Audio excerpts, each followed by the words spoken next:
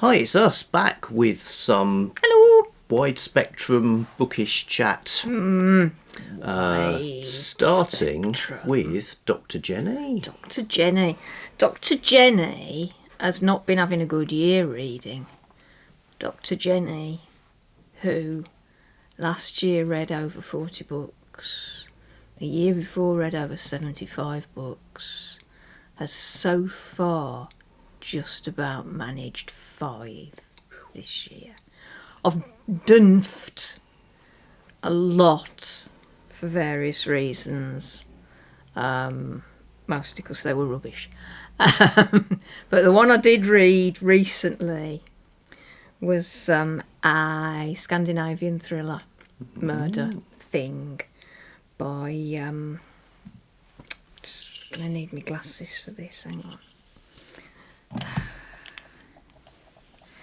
By Jørn Lier Horst, or Jørn Lier Horst, who is Norwegian, and it's called The Snowfall, and his detective is called William Wisting, or William Wisting, or I don't know anything about Norwegian, so I don't know how to pronounce any of the names, but it was great. It's set in dual location, small town in Norway, where Wisting is a senior police officer, and small town in coastal southern Spain, where at least one and possibly 2 people, women, have been murdered.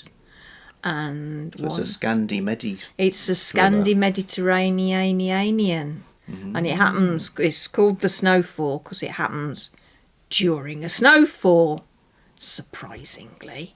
And it was great. It was a serial killery kind of thing, but not, there was no gruesome stuff, and the characters were engaging, and Wisting is nice because he's not drunk all the time or overcome with existential angst. He's just like a nice late middle-aged bloke doing his job, which he does very well, with lots of other police officers who also do their jobs very well and don't seem to have any major problems or traumas in their lives.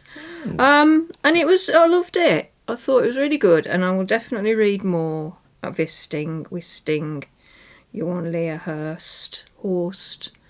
I wish someone would do a brief guide to the pronunciation of Scandinavian names, because it drives me mad not knowing. In my head, I need to know I'm pronouncing it right. I know that's crazy. No, it's but important, and when I don't know whether I'm pronouncing it right, I can get stuck on a word and keep reading it over and over and over again, trying to work out how to say it.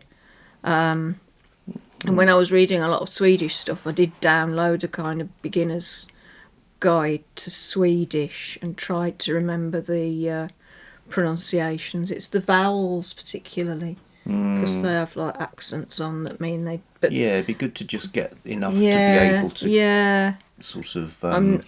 My logical brain keeps saying it doesn't matter, Jennie. Just read them the way they look to you. But my linguist brain must know how to do it properly. Just wants me to do it properly. But yeah, it's part of the character building, isn't it? Yeah, it's the world building. It's kind of being immersed in it. Yeah, I think yeah. Well, there's that. Yeah, but also it would change the personality a bit. Yeah. I mean, if Rebus was Rebus, he would be a slightly different character, perhaps, than the Inspector Rebus we know and love. If you'd been reading it as Rebus for the last 25 novels, and suddenly you heard Ian Rankin call him Rebus, it would just throw you completely. You'd have to start again at the beginning. You'd never, no, I'd never be able to read them again if that happened. We'd have to go to Cromarty and demand that he change it back. satisfaction. And I liked it because there was lots of snow, and I like snowy books. So yeah. Okay. On to you and your big hard book. I think there was snow in this. Probably. Brothers Karamazov. Be surprised if there wasn't. And there were certainly pronunciation difficulties and character name difficulties because of the sort of, I think, Russian thing of people having lots of different names, nicknames, diminutives, and so on, which keeps showing up. They don't have lots. To be fair, they don't have lots of different names. They have lots of versions of the same name, which Russians recognise, and we don't. Yes, I mean, I think that's I sort of enjoyed it overall. It was a little bit sort of lumpy for me, and this isn't a Kindle, but I did read it on Kindle a lot, and I found myself giving the side eye to the sort of minutes left in chapter. Quite like, go on, it's only 3 minutes. Get to the end of this one, then you can read something else. But some of it's riotously funny, some of it's sort of thought-provoking, the kind of theological, philosophical stuff. Pretty cool. But I think not having the cultural familiarity. It's not so much not knowing what's going on, it's not knowing what a character is sort of meant to be. It's a sort of what have you come as today, miss? And because late 19th century Russia was very different from 20th century post-revolutionary Russia. Because you got serfs and exactly. So I think there was sort of probably strata of society. So how all that works and like how towns work and stuff like that. I mean, I think we might watch the Russian mini-series, which I imagine to be quite faithful. And obviously in that you kind of get an idea, is a character meant to be, funny or appalling or kind of intriguing or all of the above? So I was a little bit lost sometimes, but overall good. I don't feel like the big D is like my man, who I immediately want to read others by. There you go. I believe there's going to be a live chat about, or a chat about this convened by Greg at Another Bibliophile Reads, because it was a sort of a group read along with the remnants of the Ulysses 6. Can I recommend, if people want to read some 19th century Russian literature and don't want to get into the big chonkers, because, God, they are huge. Short stories by Gogol are good. There's one called Bobok, which is about a dead body fading away underground till the last word it can say is Bobok, which is I'm sold. I found quite readable. And there's one called The Nose, which I think that's Gogol. I've heard of that. I think that's Gogol. But the short stories, not just Gogol. There's a lot of them wrote short stories as well, and that kind of might be an entry point. But the names are the biggest problem most English non-Russian readers, I think, because you've not just got all the diminutives. So you've got Konstantin would be Kolya, Katerina would be Katya, but other things as well. And then there's lots of sweet names like what's the one you call me? Grushenka. Yeah. Which I would have thought was Grushenka. Now I know. Degree level Russian. Well, I would have been wandering around calling it the Brothers Karamazov or something like that. Which sounds like a circus act. It does, doesn't it? But on the trapeze, it's the Brothers Karamazov. Specialist subject, Russian. Bit. So I read a book, and I'm now reading another book, which is the fourth series of 4. And I'm not going to tell you about that, because I shall wait until I've read it. But t'other day, because the weather was lovely, really bright sunny spring days we're having at the moment, we went for a walk up the back of the house, and up the back of their house is farmland, and it's been farmland ever since it wasn't climax forest, really. Yeah, I think it's always been. It's always been farmland, which means that the tracks and pathways are ancient. And those of you who've seen me before might remember I talked about my favourite YouTube channel, which is a channel called Northern Mudlarks, which is a mother and daughter who live in the borderlands between England and Scotland and go tip diving and mudlarking. And they often find bits of old clay pipes. So up until the 1920s, smoking pipes, up until the 1920s, before cigarettes took over, most people smoked their tobacco in clay pipes. And clay pipes came in various forms, longest of which was a church warden, which would be about, well, anything from that long, sort of like big, long, narrow stem, and little bowls, about the amount of tobacco that you have in maybe 1.5 cigarettes, yeah, I guess something so, like that. Yeah. And then you'd get different lengths of pipe. Most of what the mudlarkers find tend to be workmen's pipes, which were quite short, and I think they were known as cuddy pipes. And they had a little bulbous tip on the smoky end, so you could grip it between your teeth.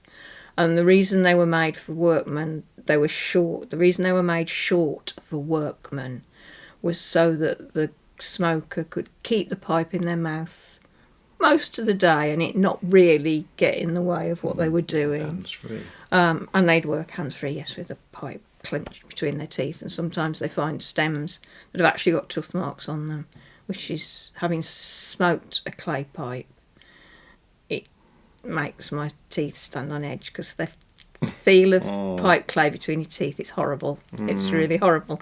And sometimes they break the stem off really close to the bowl and smoke it. So you'd have the bowl sort of just under your nose, and they were called nose warmers or nose burners, so that you could get even closer to your work without the pipe getting in the way. Anyway, so we went for a walk up the back, up a path that's probably been a path for a very long time. And I tend to look down when I walk because I'm a bit unsteady on my pins, so I'm kind of looking where I'm going. And I saw a ridge sticking up out of the ground, a rounded ridge. And it was about that long. And I said, I think that's a pipe stem. And Roy said, no, can't be. Anyway, Bone. It's a bone or it's a twig or something. I prized it from the ground, and lo,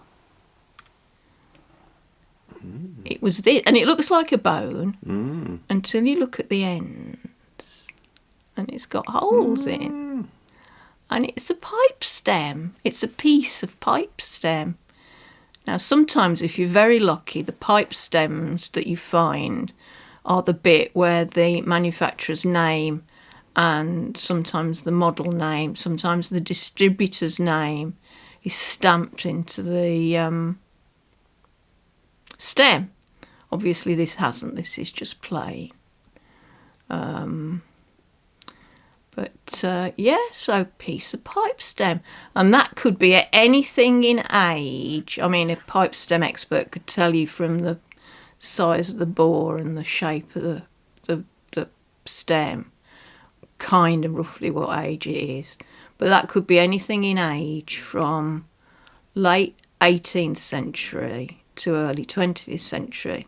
Yeah. So anyway, pipe stem. Hey. Call me cock-a-hoop. Walked on a bit further. Found another piece. And then found another piece. And then found a piece with some of the pipe bowl still attached. Hole at that end, hole at that end. So this is the bowl. This bit here is called the heel. And sometimes that would, and this has had, you can see it's where it's broken off. This has had a little knob on it where you could put your pipe down and it would rest on the heel. And sometimes the heel was plain, but sometimes there were things like dogs' heads. Corn cobs. Corn cobs, hence a corn cob pipe, which I've gone through most of my life thinking was made from a corn cob. Football. And then bowls would have decorations on as well. So there were some quite standard ones, which would be like a cross-hatched heart shape, and the cross-hatched shapes were for striking your match on. There's all sorts. The world of pipes is vast and varied. But yeah, look at that. Might show up at any time. Fantastic. Little bit of pipe with a bit of the bowl attached. I was so excited. I can't tell you how excited I was. And I would not have known when I saw that ridge of this sticking out the ground if I hadn't been spending all my hours gainfully employed watching the Northern Mudlarks on the YouTube telly. I would never have known. I would have walked past it and never known. And to find 4 bits on one walk was just like, I was so excited. It's all cool. That which lies in the dirt. Yeah, it is like reading the. It is. It's like finding the stories. Really, it's like landscapes covered in all these stories. And you can find. You don't have to be on an archaeological dig or anything like that.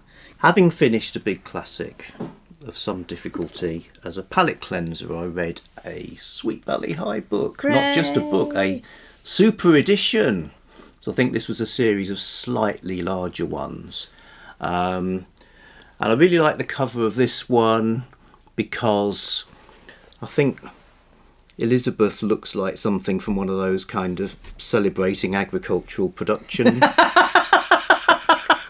sort of Soviet posters. You've been reading far too much Russian stuff, mate. Yes, but yes, segueing from one to the other. She looks like that, and this Jess, the naughty girl, yes, looks like she's going to a hoedown. Well, yes, because they're in the country. So spring fever, they go to visit their it's an aunt and an uncle, Aunt Shirley and Uncle Herman.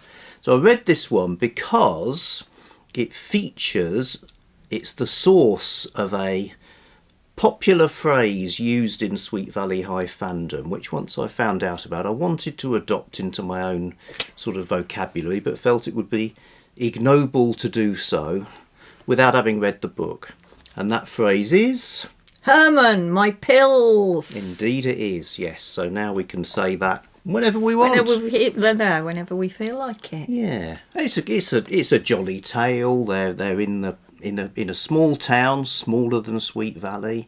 Bizarrely, the local girls all seem dead set against them. And there's a carnival in town, but also there's a horse-related stories. It's kind of like an episode of Heartland, actually. Talking of series of young adult books. Long-running television series. Enjoyed that. And then still in the family theme, so brothers and twins, sisters. I also read Weird Sisters. So this was a collection in the British Library Tales of the Weird, coming at me as a subscription present from Dr. Jennie. I am good wife. Tales from the Queens of the Pulp era. So the shtick of this one is it's female authors who were publishing particularly in Weird Tales, but also in some other pulps over the years, because Weird Tales keeps being resurrected, so it finishes up with a Tanith Lee story, which was published in the 90s. Surprised to see L.M. Anne of Green Gables Montgomery Really good story, that, actually. The House Party on Smoky Island, a sort of a ghost story. Very good. Kind of, yeah, very effective.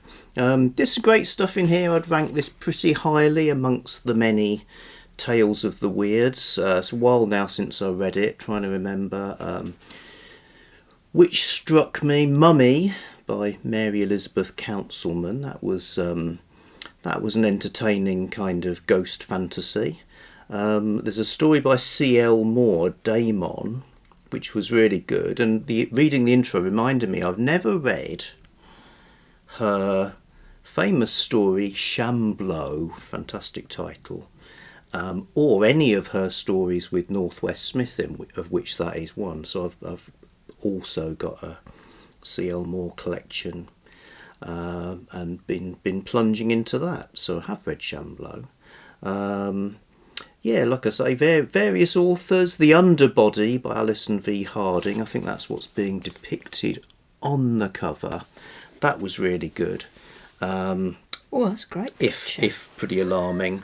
Yeah. What one I said in you get extra doodads. Those are you get one of them is behind the cover, so you get some stuff about how the covers are created, the ideas behind the illustrations and things like that, and a bookmark and something else. So and you get 6 over the course of 6 months. Yeah. But the arrival of them is somewhat erratic. Yeah, which is good, really, because you can't set your watch by them, but when they do come, it's great. So, can I just say about the Ellen Montgomery? Yeah. And what's her name? The little women woman who's in something else. Louisa May Alcott. Louisa May Alcott. Yes. Yeah. I don't know if it's in the books, but certainly in the cinematic universe of the two of them, their writing of that kind of thing is decried by their beloveds. Yes. So Yeah, Gilbert Blythe has a real go at Anne about writing werewolves the sort and of things. sort of stuff that she writes. And in the first, the version of Little Women with Gabriel Byrne as the professor somebody, he tells Jo off for writing stuff about vampires and. Well, funnily enough, I've just last night read one of Louisa May Alcott's shockers from a collection called The Female Hypnotist. Oh, right. And it's really good. I mean, it's 1869, but it reads more like a kind of decadent, late 19th century, a bit like Oscar Wilde sort of thing, partly, but it then really cranks up the melodrama to infinity. But it's really, really good stuff. So, yes, they're sort of fictional surrogates. Yeah, I suppose, because Ellen Montgomery wasn't actually Anne of Green Gables. No, but, and Louisa May Alcott wasn't actually Jo. But they both have that life as pulp writers, and then they do their... But it's interesting that the pulp stuff is the stuff that's being reclaimed and given value to. Yeah. After all these years. After all these years. All these years. Oh, that's these. Yes, our ear reading. Ear reading. Yeah, so, kick us off on that then. So our breakfast and lunch reading recently has been books. The first 2 books in a series about a 1950s Indian police detective called Persis Wadia. So this is just post-partition India. So for those of you who don't know much about Indian history, after the British were driven out of India by the Quit India movement, the country was partitioned with Pakistan being allocated to the Muslim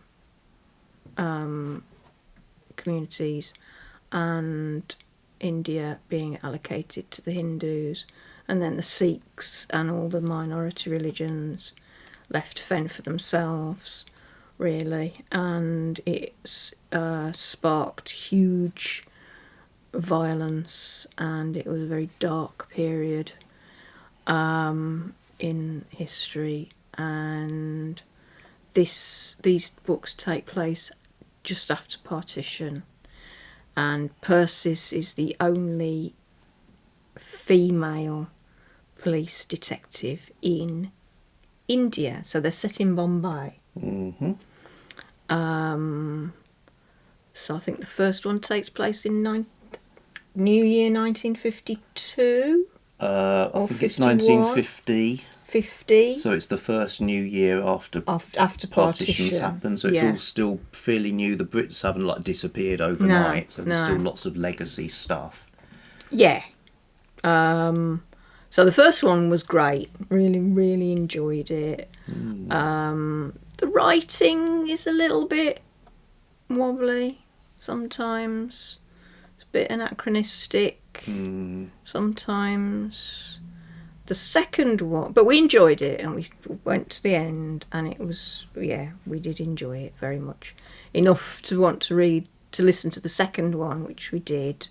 So the first one was called Midnight at Malabar House. Midnight at Malabar House. So Malabar House is the police unit headquarters where Persis works. And then the second one is called The Dying Day. The Dying Day. The second one's called The Dying Day, which is the one we've been listening to now. And it's been a lot slower, I think it's fair to say. Yeah. And it has some egregious anachronisms, like people writing on A4 paper. And there is talk of a fax machine, which fax machines had been invented. Sort of, but I don't think they were like a thing that people had. You know, it was like the technology existed, but... The only fax machine I knew of when I started work in the library at Wolverhampton Poly, we had a fax machine for interlibrary loans. Sometimes we were dealing with countries abroad for interlibrary loans, and fax was the way to communicate with them. And that was the only fax machine I knew of, and that was early 80s. And then what was the other thing? Oh, people saying, well, one character in particular saying, what else does he want from me? A kidney? As if kidney transplant. And later he says, what else does he want from me? A lung?